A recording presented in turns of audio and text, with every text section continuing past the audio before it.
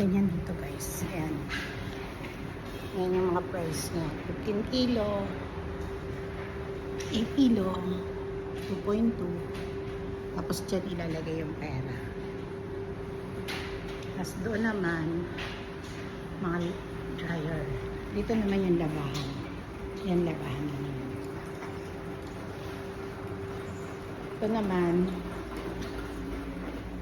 labahan niya ng sapatos guys. Ganyan siya.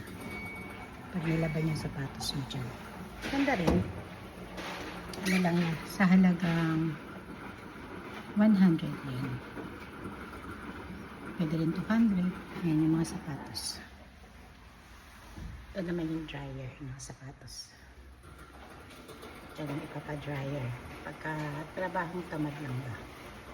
Ito naman yung coin changing. Money changing. Kaya ka magpapalit ng pera. Ganyan siya guys. Yan ang foil laundry sa pala. Bye bye.